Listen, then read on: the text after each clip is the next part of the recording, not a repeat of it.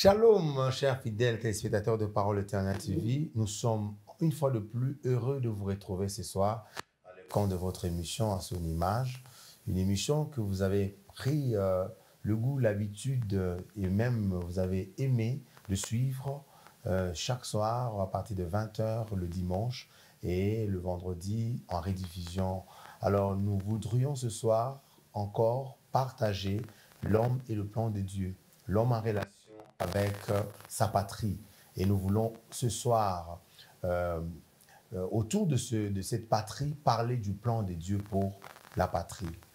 Est-ce que connaître le plan de Dieu pour sa patrie, c'est important? Est-ce que ça aide à marcher ou à travailler pour sa patrie? Nous voulons échanger dans la gestion de ce plan de Dieu, la part du croyant. Qu'est-ce qu'il doit faire au jour le jour pour que ce plan de Dieu se concrétise et enfin qu'il bénéficie le fruit de ce que Dieu a prévu pour ce plan de Dieu, pour sa patrie. Alors, nous voudrions encore une fois de plus recevoir pour vous ce soir le pasteur John Lukusa qui nous donne de son temps. J'ai dit bonsoir, pasteur. Bonsoir, Frère Price. Déjà que vous nous avez donné de votre temps. Vous êtes rentré au pays, j'espère peut-être vous reposer ou même vous avez des affaires privées en famille. Mais vous nous avez quand même accordé de ce temps et nous vous disons merci de répondre à notre invitation. C'est moi qui vous remercie. Je remercie le pasteur Guy Amani. Ouais. Je remercie tous les spectateurs qui sont là en train de nous suivre présentement. J'apprécie beaucoup votre modestie. Toutefois, nous précisons que le pasteur vit en Afrique du Sud, là qu'il dirige une église depuis, je crois, 10 ans. Ça fait plus de 10 ans. Oui. Plus de 10 ans qu'il dirige cette église House of Grace. Exact. Cette fois-ci, je ne rate pas. Alors, ce soir, c'est avec lui que nous allons parler sur le chrétien, d'abord en relation avec sa patrie, mais nous voulons parler du volet, le plan de Dieu, la gestion du plan de Dieu. Connaître d'abord le plan de Dieu, puis le gérer. Pasteur, d'abord, c'est quoi un plan de Dieu? Le plan de Dieu, c'est un papier que Dieu a au ciel? Le plan de Dieu, ce sont les pensées que Dieu a pour un individu ou pour un groupe d'individus. Oui. Alors, c'est la mission que Dieu s'est assignée pour un individu ou pour un groupe d'individus. Dans l'occurrence, pour la patrie. Oui, ça peut aussi être les pensées que Dieu a pour une patrie. Je voudrais d'abord, avant de dire qu'on peut connaître le plan de Dieu, mais avant cela, je voudrais d'abord savoir, est-ce que Dieu a un plan pour chaque pays? Parce qu'il y a beaucoup de pays. Ou bien c'est le même plan qu'il utilise pour chaque pays? C'est une question très pertinente. Oui. J'aimerais répondre de cette façon. Je commence d'abord par le début. Oui. Après la chute d'Adam et Ève, le plan de Dieu était qu'ils puissent vivre dans une éternité de bonheur en se multipliant. Malheureusement, ils ont péché et ils ont perdu la gloire de Dieu.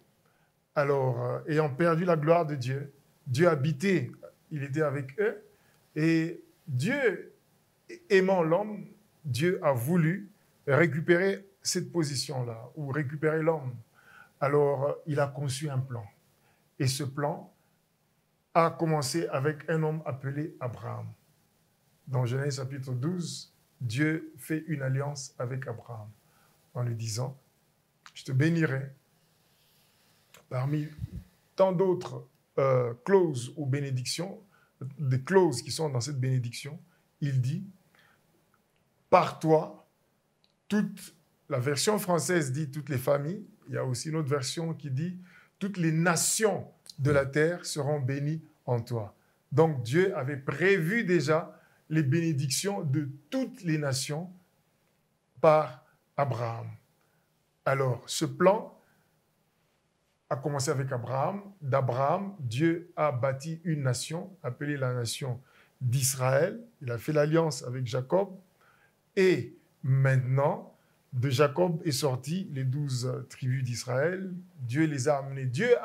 Par Israël, Dieu voulait qu'Israël puisse amener la lumière, qu'Israël puisse être une lumière pour les autres nations, puisse éclairer, amener la connaissance de Dieu, parce que c'était des peuples polythéistes. Okay. Ouais, mais même Abraham, ses parents, ils ont adoré plusieurs dieux.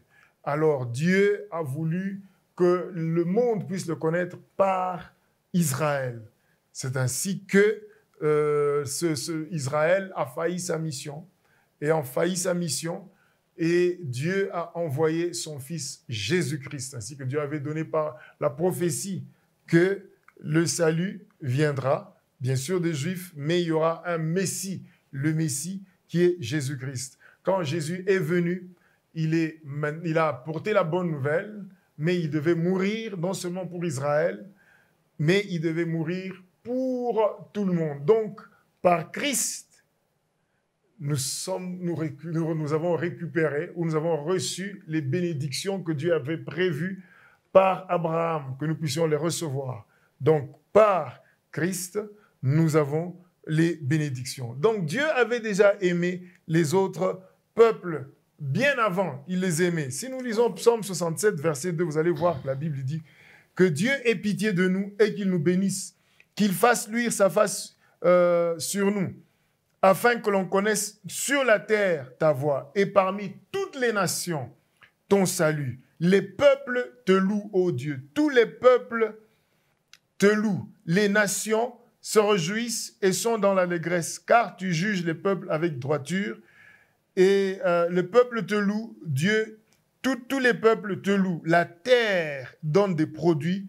Dieu, notre Dieu, nous bénit. Dieu bénit et toutes les extrémités de la terre le craignent. Donc, vous voyez que Dieu avait déjà prévu, Dieu dit déjà, ça c'est dans l'Ancien Testament, que le peuple allait louer Dieu. Donc, je l'ai dit, le but de la formation d'Israël, c'était que Israël puisse servir de lumière pour le peuple. Ésaïe 49, 6 dit, il dit, c'est peu que tu sois mon serviteur pour relever les tribus de Jacob et pour ramener le reste d'Israël.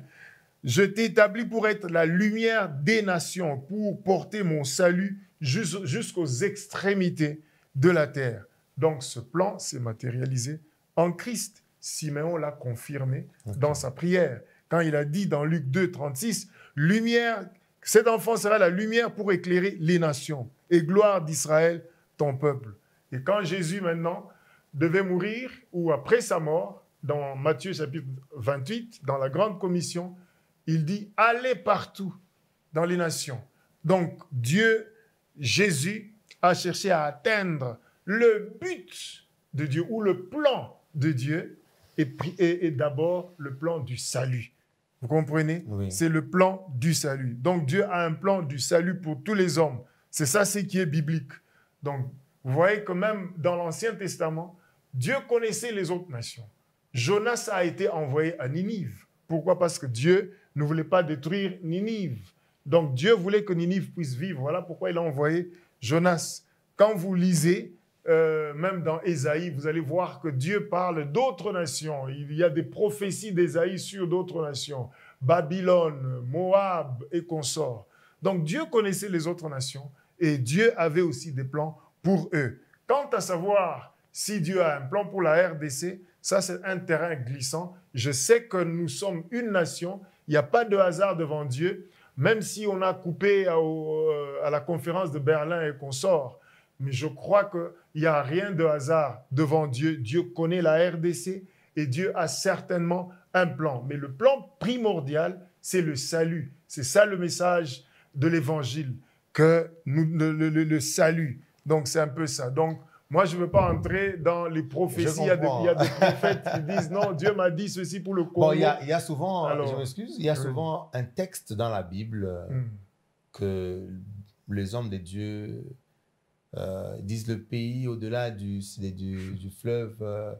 On dit que c'est la RDC. Vous avez déjà lu ça? Vous avez déjà lu ça? Oui, je connais ce texte-là. Non, ça, ce sont des fausses interprétations des Écritures. C'est vrai ça? Oui.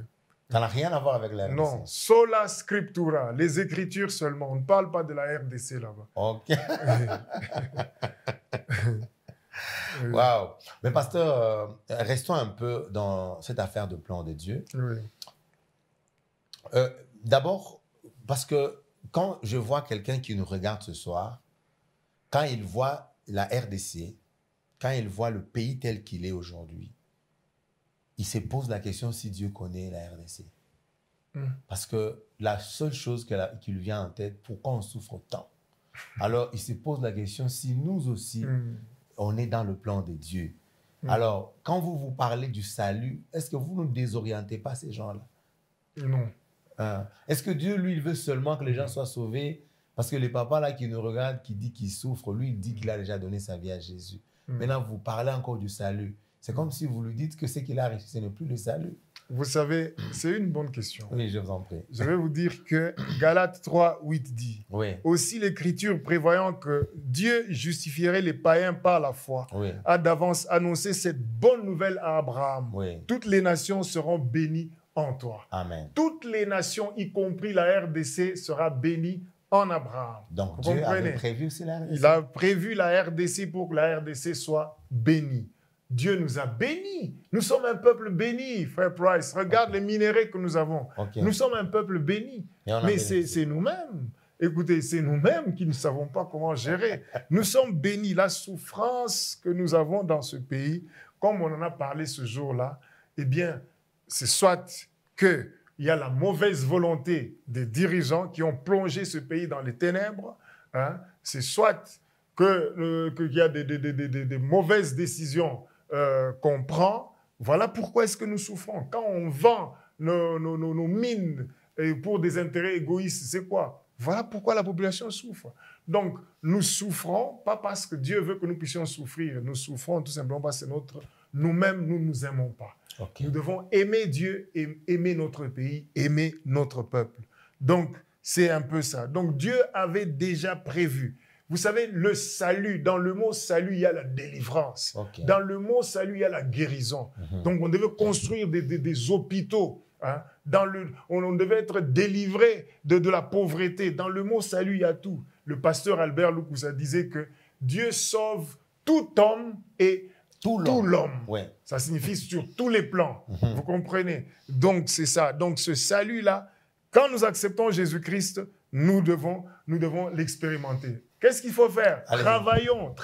Bon, on y arrive, pasteur. On y arrive. Ayons une bonne justice. Allons-y, on y arrive. On est en train de mettre les bases pour que vous et moi, et ceux qui nous regardent à la maison, on ait le même entendement.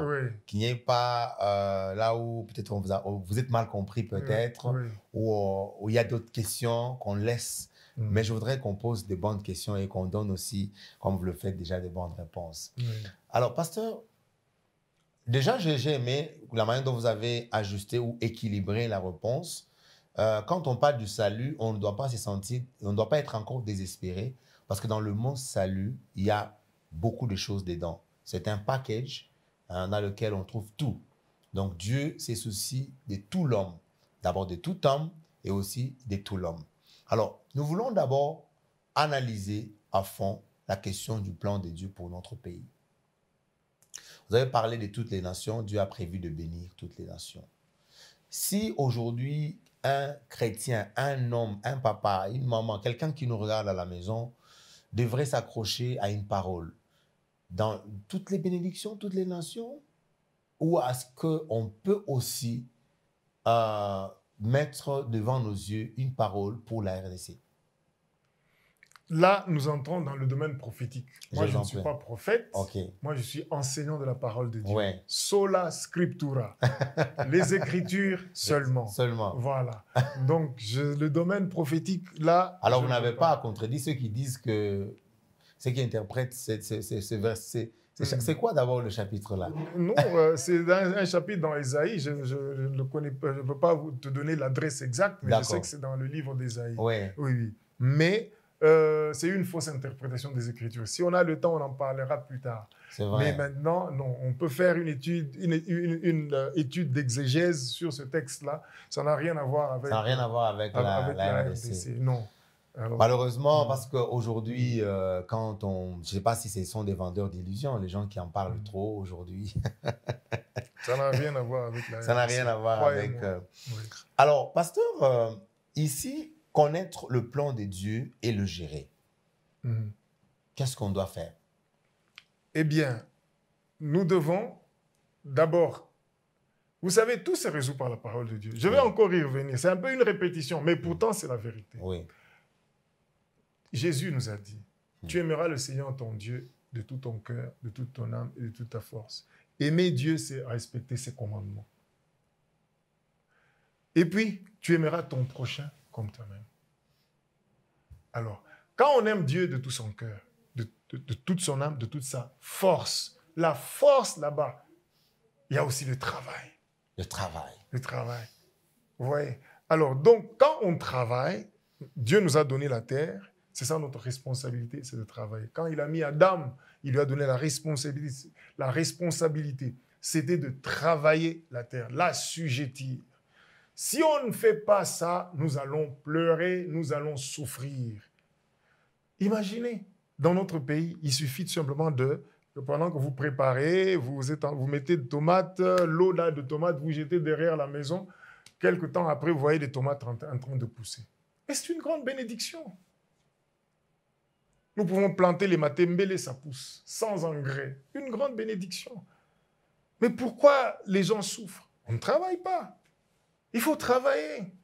Les gens doivent travailler. La terre, Dieu nous a donné la terre, une terre très riche. Et très vaste. Très vaste. Sous-sol, très riche. Alors, il suffit seulement d'un peu de bonne volonté. Et cette bonne volonté se retrouve encore dans ce commandement-là. Si nous aimons notre prochain, on ne va pas voler les millions qu'on produit pour mettre dans ses poches. On va les utiliser pour construire les routes, pour développer l'agriculture.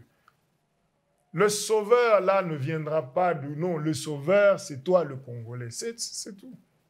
C'est toi, le Congolais. Il faut seulement gérer ce que Dieu nous a donné. Est-ce que vous avez une idée d'abord? Pourquoi est-ce que les Congolais n'aiment pas cultiver? C'est quoi? Est-ce que vous avez, en tant que pasteur, vous avez déjà comment on dit, interprété ces mystères, cette énigme-là? Qu'est-ce qui fait que on aime, on est habillé en veste, en cravate, on aime être des hommes de bureau, on n'aime pas le chant. Mais quand on va dans les pays anglophones d'où vous venez, on voit que peut-être la moitié de la population est dans l'agriculture.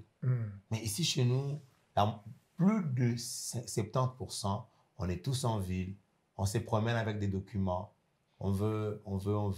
Et quand vous parlez de travailler, je pense un peu à l'agriculture. Oui. Est-ce que vous avez déjà trouvé... Le peuple est là pour être dirigé, c'est comme ça. Okay. Le peuple est là pour être dirigé. C'est le leader qui donne la vision. Quand vous voyez la Tanzanie, Nyerere a donné la vision. Prenez là où aller cultiver. Et il a poussé tout le monde à cultiver. Quand le leader donne le ton, eh bien, le peuple suit. Donc, tout dépend de celui qui dirige. Donc, celui qui dirige, s'il met un accent sur l'agriculture, je te dis que nous serons des agriculteurs, nous allons commencer à cultiver. Alors, moi, je crois qu'il y a Maxwell, un grand dans le leadership actuellement dans le monde. Il dit que toute chose est bâtie ou s'effondre sur le leader. Attendez, toute chose est bâtie, kuyenga, ou s'effondre, pomoka, sur le leader. Oui, oui. Donc, c'est la base. C'est le dénominateur commun. Justement. C'est un des grands principes de leadership. Okay. Donc, si ça va, on va dire que c'est à cause du leader. Si ça ne va pas, on dira que c'est à cause du leader. Et si on ne vise pas seulement ceux qui sont à la présidence, non, mais écoutez, à tous les niveaux. L'ancien président Joseph Kabila a dit que j'ai échoué, je n'ai pas pu trouver combien? 15 personnes. Autour de moi. Ouais. Ça signifie quoi? Et quand il disait c'est un regret, c'est un regret. S'il avait trouvé, ils allaient mieux faire. Malheureusement, il n'en a pas trouvé. Donc, en commençant par le chef des quartiers, les bourgmestres, le chef des communes, le maire de la ville, les gouverneurs, les ministres provinciaux, tout ce monde-là, ils ont la responsabilité de pousser le peuple congolais à prendre là-haut. Justement, chacun à son niveau. Quand vous vous promenez sur les rues ou les avenues de Lubumbashi, vous allez trouver qu'il y a des maisons là où c'est propre, les fleurs sont bien arrangées, vous traversez, vous allez de l'autre côté, c'est sale. Pourquoi? C'est-à-dire que les gens ont des visions différentes. Nous posons des actes de façon différente. C'est comme ça. Donc, mais là, il faudra qu'il y ait quelqu'un qui nous mais tous ensemble. Voilà. À la même tâche. Oui, oui. Malheureusement, le voisin, là, ne peut pas demander à son voisin, lui dire que non, non, non, non, tu peux faire ceci, fais cela. Non. Mais l'État a l'autorité sur tous les deux. L'État, les dirigeants politiques, eux ont l'autorité, ils peuvent se tenir debout pour dire, voilà la vision que nous avons pour le pays, faisons telle chose. Voilà. Donc, je crois. Et je crois que pour l'instant, il y a quand même de la bonne volonté. Mais le système qui avait déjà été implanté depuis le temps de Mobutu, et ça fait tellement des années que les gens étaient ancrés. Du temps de Mobutu, c'était débrouillez-vous, article 15. C'était il faut qu'on y un peu. Alors. Donc, le peuple, l'agriculture était négligée. Oui. Et voilà pourquoi nous subissons aujourd'hui. Alors, donc, il faut vraiment qu'il y ait des bonnes politiques au niveau national, des bonnes politiques en matière agricole. Je crois que ce pays ici va décoller. Alors, allez-y, allez-y. Donc, je crois que si nous travaillons, je reviens encore, si nous travaillons, Dieu nous a déjà tout donné dans ce pays. Il faut travailler. Je voudrais, comme on parlait, vous avez vous-même dit que l'homme lui-même est le sauveur de l'autre. Ça, c'est au niveau des autorités. Et le croyant, quelle peut être sa responsabilité dans ça? Si les autorités tardent à réagir, à mettre en place une politique plus globalisante qui encadre tout le monde, si ces choses-là tardent, est-ce qu'on peut espérer une lueur d'espoir venant des individus? Justement. Oui. Et ça se passe comment? C'est clair. En tant que chrétiens, nous croyons que la Bible a des principes. Dieu qui a créé ce monde, il a aussi établi des principes dans sa parole. Romains chapitre 12 nous parle des dons que Dieu a donnés à chacun, des talents que Dieu a donnés à chacun. Quand vous regardez, on exhorte que celui qui a reçu le don de libéralité puisse mieux le faire, que celui qui a reçu tel don puisse mieux le faire, ainsi de suite. Nous avons chacun des dons. Je te dis que le grand secret est en toi. Si tu arrives à découvrir qui tu es, si tu arrives à découvrir ce que Dieu a mis en toi, et tu prends ce don-là ou ce talent-là, tu commences à l'exercer, tu vas réussir dans la vie. C'est ce que moi je crois. Donc, chaque personne doit mettre son don et son talent. Parce qu'il n'y a personne qui peut dire « je n'ai rien reçu ». Chacun a reçu quelque chose de la part de Dieu. Donc, que chacun utilise son don avec la coordination du leader, je crois que nous irons loin. Donc, moi, je crois que chaque chrétien doit prier, chercher à savoir « Seigneur, qu'est-ce que toi tu as mis en moi ? Qu'est-ce que je peux aussi utiliser ?» Est-ce que ça nécessite aussi, quelque part, la formation? Voilà. C'est une très bonne question. Oui. Quand on a découvert le don, ajouter à ce don-là la formation. Alors, regardez, par exemple, voilà pourquoi nous allons à l'école. Nous allons à l'école pour recevoir la connaissance. Et cette connaissance nous aide maintenant à mettre en pratique ou à faire fonctionner le don que nous avons d'une façon efficace et efficiente.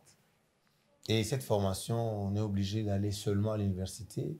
Ou est-ce que c'est toujours l'État qui doit organiser cela, ou ce sont les églises qui doivent s'en charger? La formation s'organise à plusieurs niveaux. Il y a des formations de la voie officielle, qui sont les écoles, les universités, mais il y a aussi d'autres formations qui sont extra-officielles, que nous pouvons recevoir. Il y a des formations qui se reçoivent sur l'État. Ça signifie que vous pouvez aller apprendre, vous sentez que vous pouvez être un bon menuisier. Eh bien, vous allez aller auprès d'un menuisier, dites-lui non, je veux apprendre, même si tu ne me payes pas, je veux seulement apprendre le métier. Eh bien, je pense que s'il est de bonne volonté, il va vous aider, il va vous apprendre à savoir comment manier les machines et le bois. Donc, chacun doit chercher où est-ce que je peux avoir cette formation. Il y a aussi des églises qui organisent des formations. C'est une très bonne chose. Alors, il y a des personnes de bonne volonté qui organisent des formations. C'est une très bonne chose. Des moments, c'est cher. Deux fois, c'est moins cher. J'ai vu une dame à la télévision qui a formé des femmes à la couture gratuitement et a même offert des machines. C'est vrai, ça? Oui, j'ai vu ça. Ici, à Lubumbashi? Non, à Kinshasa. OK. Oui, j'ai vu ça. Alors, ce sont des personnes de bonne volonté qui font aussi des choses comme ça. Mais seulement, à des moments, ça n'arrive pas partout. Hein. Oui, limité. oui, oui. Ou à des moments, la publicité, elle est faite un peu de manière lente là, et puis ça n'atteint pas tout le monde. Mais Les je gens crois que quand vous apprennent en priez retard. Dieu, Oui. le Saint-Esprit va vous orienter vers le chemin pour votre réussite. Amen.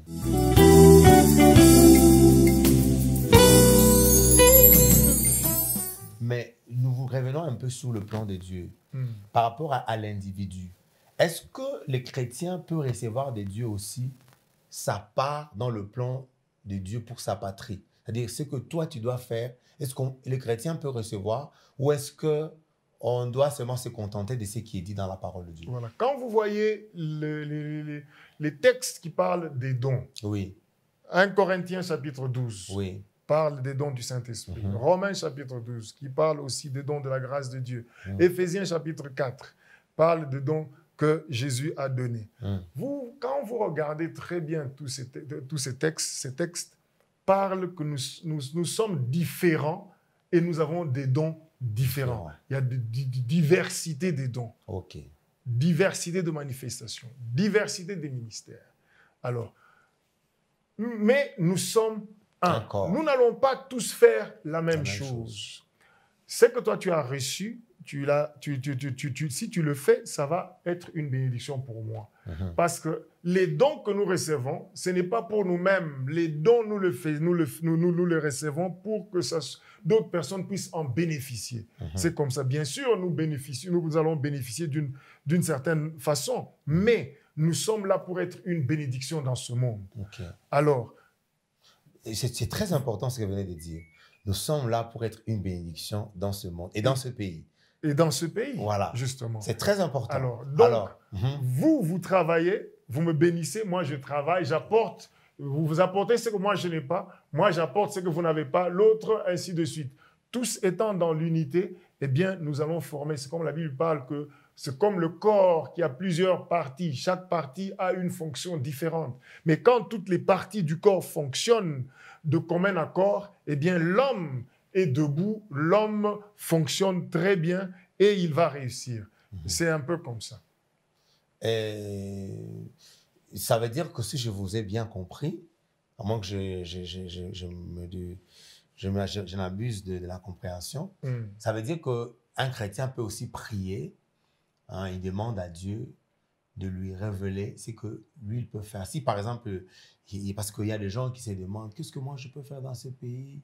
Parce qu'apparemment, aujourd'hui, quand on regarde à Lubumbashi, les gens, celui-ci ouvre une pharmacie, il voit que son business commence ça commence un peu à aller de l'avant. Il ouvre aussi la pharmacie. L'autre aussi ouvre, l'autre aussi ouvre. Finalement, dans ces domaines-là, d'abord, le marché était petit, et puis on n'arrive même plus dans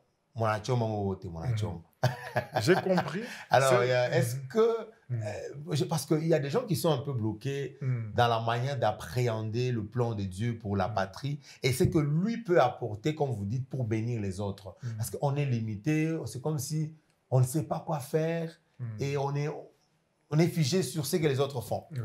La prière, c'est vrai. Mais comment est-ce que Dieu répond? Moi, je dis toujours que comment tu peux découvrir ton don? Ton don ou ton talent, c'est la chose que tu fais avec plus de facilité. Pendant que telle autre personne se bat pour faire ça, mais toi, tu dis, c'est un problème pour toi. Oh non, moi, c'est facile. Mais il faut exceller dans ça. Alors, malheureusement... Au lieu de commencer à copier... Oui. Exceller, c'est là où il y a ta réussite. C'est là où il y a ta prospérité. C'est là où il y a ton succès. La chose que tu fais plus facilement que les autres. C'est ça ton don. Mais les gens, ils regardent, mais la peine d'amis quoi ça roule. Non, mais ça, si Dieu ne t'a pas donné ça, tu peux pas. Le salon de coiffure, il y a beaucoup de gens qui vont là-bas.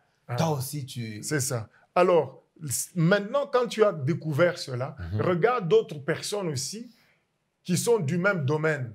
Essaie de les imiter. Essaie de voir comment ils ont réussi. Approche-toi d'eux. Pose-leur des questions. Comment tu es arrivé à ce niveau? Alors, Dieu, comme on dit que les oiseaux, vous devenez des oiseaux de même plumage. Alors, associe-toi à ces gens-là, pose-leur des questions, tu vas voir qu'ils vont t'apprendre comment ils ont fait Et comme eux ont déjà traversé des étapes, il y a des endroits là où ils ont échoué, ils vont vous dire, là, j'avais échoué. Et vous allez maintenant bâtir à partir de leurs réussites et pas à partir de leurs échecs. Comme on dit qu'on ne peut pas réinventer la roue. Il faut seulement l'utiliser. Ouais. Pasteur, avant d'ajouter quelque chose, parce que nous sommes en train d'aller mollo vers... on va revenir un peu sur cette affaire de la diaspora. On a parlé de ça dans l'autre émission. On va passer.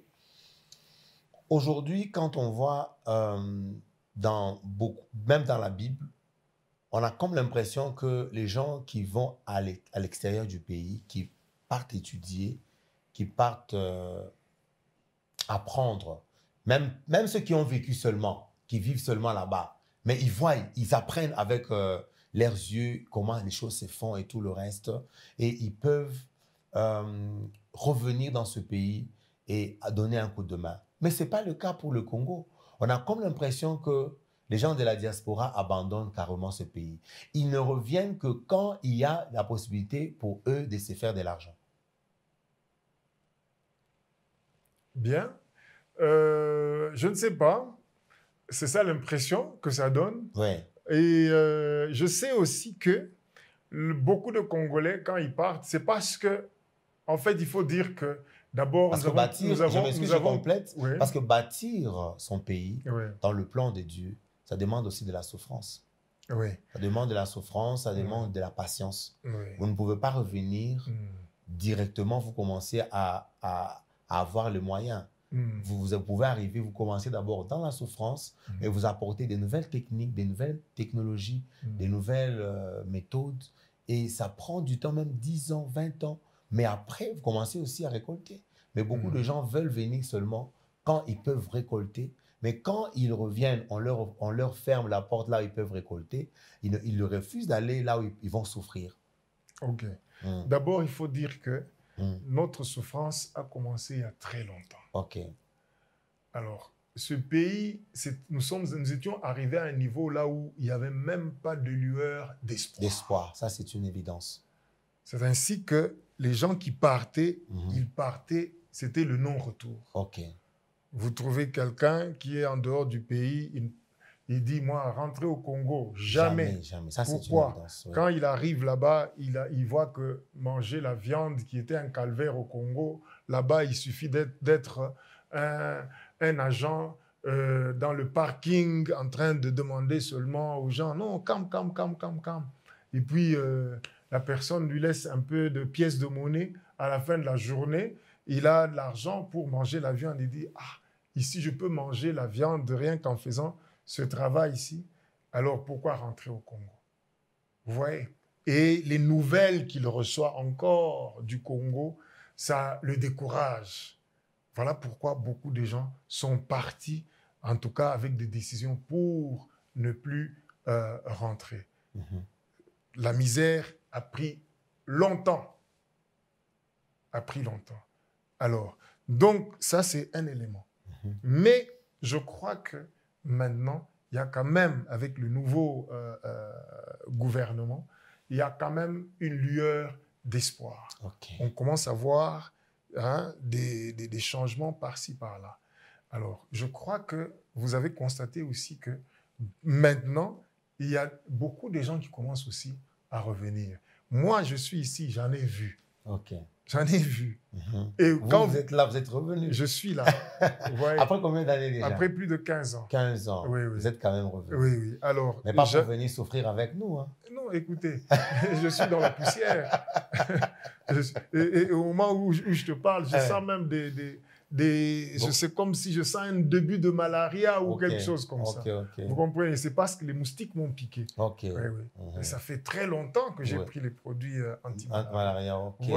Alors, vous avez même déjà oublié que la malaria existe. Et quand j'étais parti, c'était l'une des raisons pour lesquelles je bénissais le Seigneur d'être en dehors du Congo, parce que j'en souffrais presque chaque mois ici au Congo. Et c'était vraiment un calvaire pour moi. Mais oui, on peut quand même aussi combattre ça ici. Hein. C'est pas difficile. Il y a des pays là où on a combattu. On a vraiment combattu et ils ont vaincu ça. Frère Price, je bénis Dieu parce que mon âge, mon âge, J'ai vécu dans ce pays et j'ai vu comment une fois par semaine, la GECAMIN envoyait un agent dans notre quartier, à Cambove, là-bas, en train de désinfecter les fleurs. Il y avait une fois par semaine, quelqu'un passait pour désinfecter. On tuait les moustiques. Donc, on n'avait pas de moustiques. On mettait le DDT dans les fleurs. Ouais. Donc, c'était des choses... Oui, c'était des choses qui se passaient toujours dans ce pays. On avait des bonnes routes dans ce pays. On avait de belles maisons dans ce pays.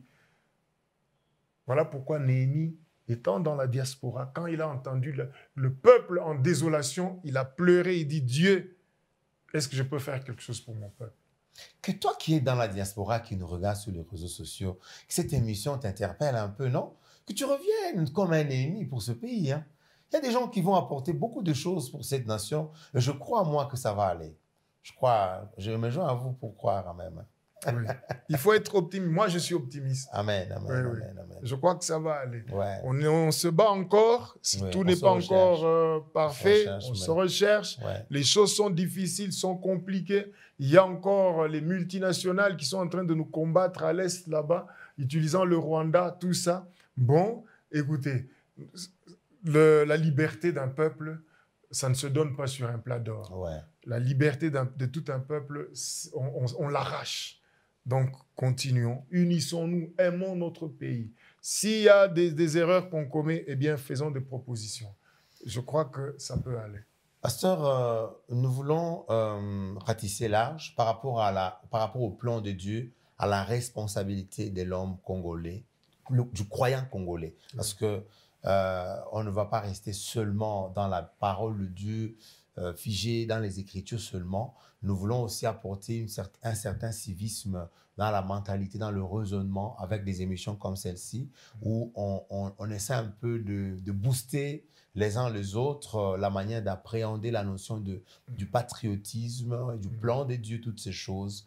Si vous devriez donner des conseils par rapport au plan de Dieu, à la responsabilité du chrétien dans ce plan de Dieu-là, qu'est-ce que vous direz pendant que nous sommes en train de chuter, oui. Moi, j'interpelle les chrétiens, j'interpelle également les serviteurs de Dieu. OK. Parce que ils ont aussi une part à jouer. Hein? Une très grande part. Ils ont des foules. OK. Ah oui, c'est vrai. Il y a des foules qui les suivent. Oui, c'est vrai. Donc, que les serviteurs de Dieu puissent apprendre aux gens à travailler. Okay. Qui encouragent les gens à chercher à faire quelque chose. Pas seulement des séminaires pour briser la malédiction. Non. On chasse les sorciers. L'année passée, on a chassé les sorciers. C'est bien de prier. Je brise aussi, je chasse aussi les sorciers, je chasse aussi la malédiction de famille. Mais j'apprends aux gens d'aller chercher. Je leur dis que il faut pas. Le problème, c'est quoi? C'est que on fait maintenant du populisme dans l'évangile. Voilà. On fait un évangile qui attire. La prière devient comme l'opium. Voilà, du peuple. Oui, c'est-à-dire on voit justement. On organise 30 jours. 30 jours, on va les prier 30 jours. Non, mais écoutez, les gens vont prier pendant 30 jours. Et après quoi? Et après, pendant 30 jours, ils vont prier. C'est bon de prier pendant 30 jours. Mais 30 jours, et puis 40 jours, et puis c'est comme si c'est du buzz, c'est comme si c'est de la publicité, de la prière. Non. On doit apprendre aux gens de travailler. Ce pays ici, avant qu'on ait toutes ces églises qui sont nombreuses, hein, ce pays il fonctionnait très bien. Ce pays ici, avec les sorciers, des familles, ils étaient là, ça fonctionnait très bien. J'aime quand vous dites ça. Oui, ça fonctionnait. Le pays fonctionnait bien avec les sorciers. Oui, avec les sorciers dans ce pays. Maintenant, il y a beaucoup d'églises, ça ne fonctionne plus. Voilà. Donc, comprenez que le problème, ce n'est pas la sorcellerie de famille. Non. On doit changer notre narratif. Vraiment. On doit changer notre message dans l'église. On doit apprendre aux gens à travailler. N'occupons pas trop les gens. Quand on les occupe trop, ils ne savent pas travailler. Alors, surtout les occuper inutilement. Oui. C'est-à-dire qu'on croit que la prière va tout résoudre. Non. On prie, Néhémie a prié. Après avoir prié, Néhémie est allé travailler. Il a poussé aussi les gens à se lever pour aller travailler. Levons-nous et bâtissons. C'est ça le grand message. Donc, les serviteurs de Dieu doivent vraiment pousser les gens à travailler. C'est parce que les gens travaillent que dans d'autres pays, qu'ils mangent, qu'ils ont des belles routes. Ce n'est pas, mais il y a des sorciers dans ce pays-là. Je te dis que dans un pays comme l'Afrique du Sud, ici au Congo, je viens de te dire ici que la musique chrétienne passe à la radio nationale. Les homosexuels s'expriment facilement à la radio. Mais ça ne se passe pas ici. Mais pourtant, nous souffrons.